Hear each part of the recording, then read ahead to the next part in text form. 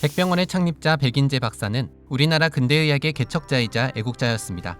일제강점기 당시 최고의 외과의사로 의학, 교육, 연구, 외과수술 분야에서 탁월한 업적을 남겼습니다. 1941년 백인재 박사는 인술재생, 인술을 통해 사회에 기여하겠다는 깊은 신념으로 백병원을 설립했습니다. 그의 신념은 생명 존중과 인간사랑, 헌신적인 의료 서비스를 모토로 하는 백병원의 기반을 마련했고, 전국 5개 백병원으로 성장하며 80년이 넘는 역사를 자랑하는 전통 있는 의료기관으로 발돋움하였습니다. 한국 최초로 개인병원을 재단법인화하고 한국 근현대 의학 발전을 선도하였던 백인재 박사와 오직 환자를 위한 의료기관을 목표로 성장해온 백병원의 발자취, 지금부터 알아보도록 하겠습니다.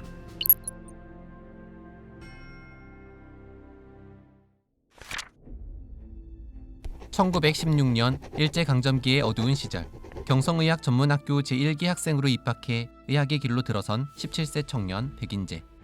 청년 백인재는 특유의 집념과 학구열로 한국인과 일본인이 분리된 반에서 서로 다른 교육과정을 받는 명백한 민족차별이 있던 상황 속에서도 전교 수석 자리를 내내 놓치지 않는 뛰어난 학문적 역량을 보여주었습니다.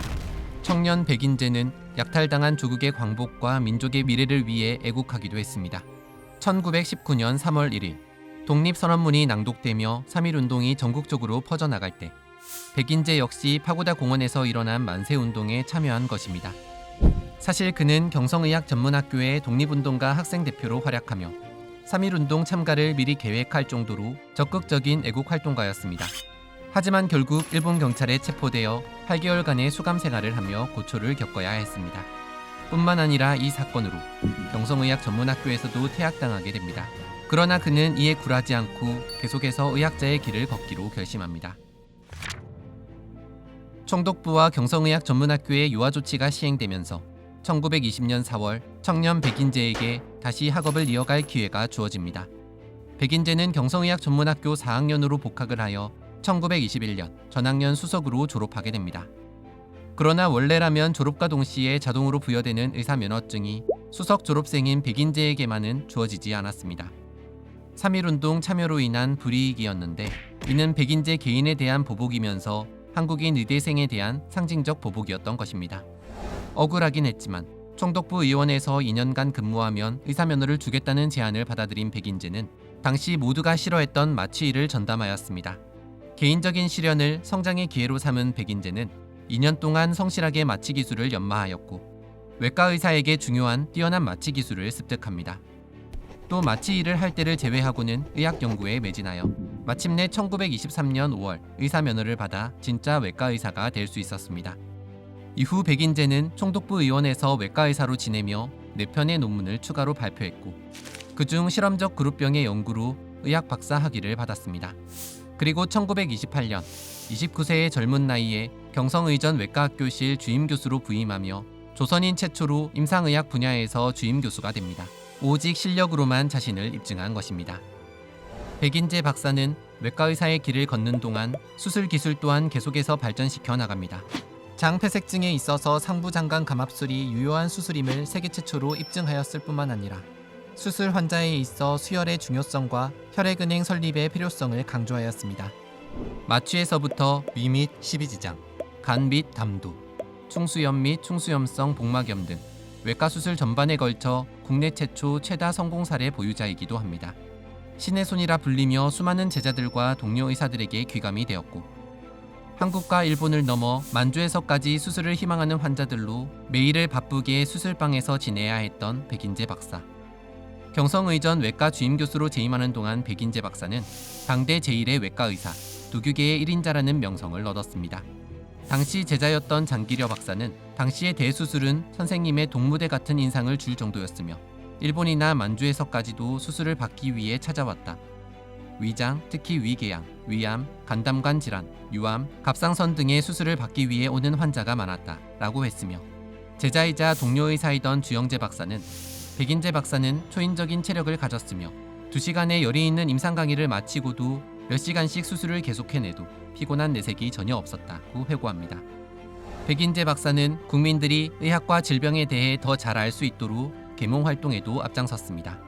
1928년부터 대중을 대상으로 한 통속의학 강연회를 주도적으로 개최하고 직접 연사로 나섰을 뿐 아니라 의학과 질병에 관한 내용을 동아일보, 매일신보, 조선일보 등에 직접 기고하기도 했습니다.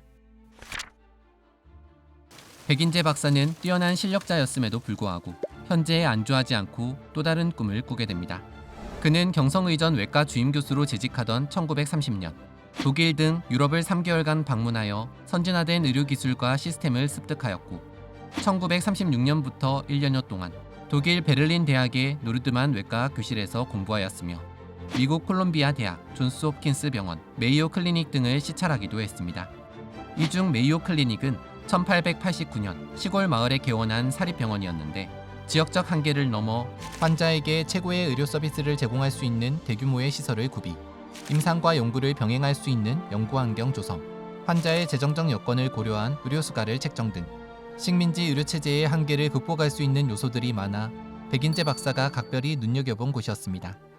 그리고 언젠가 우리나라에도 메이오 클리닉 같은 훌륭한 의료기관을 만들겠다는 결심을 하게 됩니다. 백인재 박사가 이 같은 다짐을 하게 된 것은 그가 의술을 통해 나라와 민족에 대한 사랑을 실천한 애국자이자 선각자였기 때문입니다. 1941년 1월 24일 백인재 박사는 외과계의 권위자로 20여 년 동안 지켜온 경성의전 외과 주임교수와 부속병원 외과 과장 자리를 사임하고 공식적으로 백인재 외과병원 개업 허가를 받게 됩니다.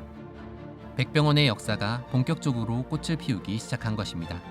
1941년 1월 25일 매일신보에는 백인재 박사의 경성의전 사임과 개업에 관한 기사가 실렸는데 기사에서 그는 일신상의 사정으로 이번에 관직을 떠나기는 하지만 저의 목표는 오로지 누구나 신뢰할 만한 외과의사가 되는 것뿐입니다. 라는 말을 남겼습니다. 당대 제1의 외과의사 백인재 박사가 개업했다는 소문이 돌자 병원은 순식간에 전국에서 몰려든 환자들로 인산인해를 이루게 됩니다. 백인재 외과병원은 개원 초기 30여 개였던 병상이 연일 꽉 차는 바람에 병원에 인접한 주택을 병실로 개조해 60병상 규모로 확대하였습니다. 의료진은 주로 외과의사인 경성의전 출신의 의사 3명에서 6명과 일본인 3명, 한국인 3명에서 4명의 간호사로 구성하여 운영되어졌습니다. 1941년 당시의 상황을 보면 당시 한국에 설립된 병원은 관공립병원 58개소, 일본인 사립병원 67개소, 선교병원 4개소, 한국인 사립병원 34개소에 불과하였습니다. 도립병원의 평균 병상이 50에서 60병상이고 당시 일반적인 개업의원이 1의원 1의사 체제였던 점을 고려하면 백인재 외과병원이 상당히 큰 규모였음을 알 수 있습니다. 그러던 1945년 8월 15일 우리나라는 그토록 바라던 광복을 맞이하게 됩니다. 해방 후 일정 규모 이상을 갖춘 사립병원은 서울여자의과대학 부속병원, 경전병원, 백병원 정도였으며 그중 백병원은 병상수나 의사수는 적었으나 진료 실적은 같은 비슷한 규모의 다른 병원에 비해 상대적으로 우수한 편이었습니다. 이는 주로 외과 의사들로 구성된 백인재 외과병원 의료진이 맹장수술 등으로 명성이 높아 상대적으로 다른 병원에 비해 입원 환자가 많고 진료 실적이 우수했기 때문입니다. 한편 백인재 박사는 해방을 맞자 민족과 나라를 위해 선각자다운 면모를 보여주었습니다. 광복 직후인 1945년 8월 17일 건국의사회를 발족해 주요 임원으로 활동하면서 본격적으로 우리나라 의학계 발전을 도모했습니다.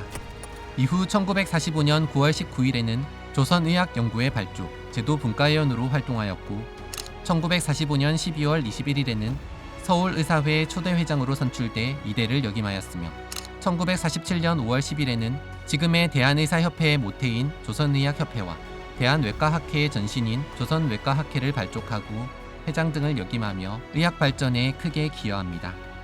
특히 모교인 경성의학전문학교의 부속병원장으로 경성의전 재건 과정과 국립서울대학교 의과대학 탄생 과정에 큰 몫을 하여 우리나라 의학 교육과 연구에 든든한 토대를 마련하였습니다. 또 도산 안창호 선생이 창립한 민족운동단체인 흥사단에 1946년 11월 24일 정식으로 입단합니다.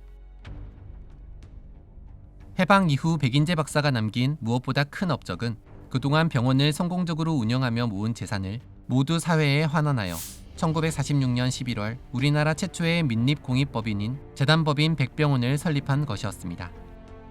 백병원은 당시 주변의 적상 가옥을 인수하여 최대 100병상 규모로까지 확장하였는데 단순히 물리적으로 병원 공간을 확장한 것뿐만 아니라 한국 최초로 개인 병원을 재단법인화하였다는 데 더 각별한 의미가 있습니다. 개인의 재산으로 설립하였지만 병원의 수익을 사유화하지 않고 공익적 목적으로 사용하겠다는 의지를 표명한 것이기 때문입니다. 재단법인 백병원은 이사 겸 초대 원장의 백인재 박사, 상무 겸 부원장의 김희규 박사가 취임하였으며 이사회는 백인재 외과병원 개원 때부터 백인재 박사의 행정적, 법률적 자문을 맡아왔던 백붕재 변호사, 그리고 병성의학 전문학교 후배이며 성모병원 원장으로 봉직했던 박병래 박사, 서울대학교 미생물학교실 초대 주임 교수였던 기용숙 박사를 이사로, 공병우, 백규호 박사를 감사로 하여 구성되었습니다. 1946년 11월 재단법인 백병원 설립 취지서에는 조선의 지도자적 역할을 자부하는 자, 모름지기 의원 자중하며 그럼으로써 민족 유구의 행복과 국가 백년의 대계를 위하여 몸소 희생을 무릅쓰고 스스로 어려운 점을 감당함이 급선무임을 깨달았다. 인적, 심적 출자 또한 반드시 초라한 결과를 낳지는 않으리라는 생각에서 감히 얼마 안 되는 사지를 바쳐 본 재단 법인을 설립하는 바이다. 라는 당시 백인재 박사의 포부가 그대로 남겨져 있습니다. 이처럼 백인재 박사는 재단법인 백병원 설립을 통해 의료와 교육에 헌신하겠다는 뜻을 본격적으로 실현해 나가게 됩니다. 해방 이후 백인재 박사는 우리나라 의학계 재건에 누구보다 앞장서며 의학계 발전의 근간을 만들어 갔습니다.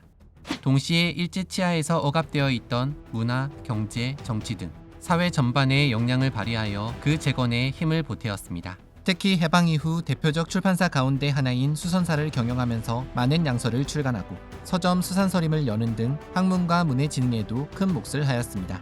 이렇듯 여러 방면에서 대한민국의 선진화를 위해 일생을 바친 백인재 박사. 하지만 1950년 안타깝게도 그는 한국 전쟁 중에 납북되고 말았습니다.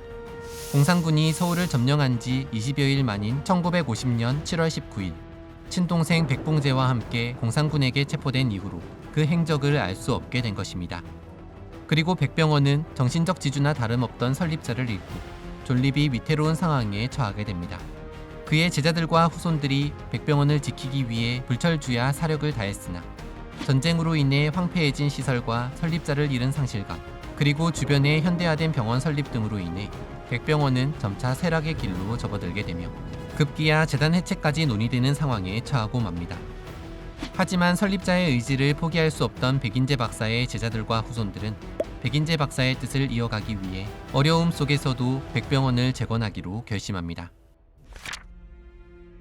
당시 백인재 박사의 장남인 백낙조 박사는 독일 본 대학교에서 의학 박사 학위를 취득하며 아버지와 같은 의학자의 길을 걷고 있었습니다.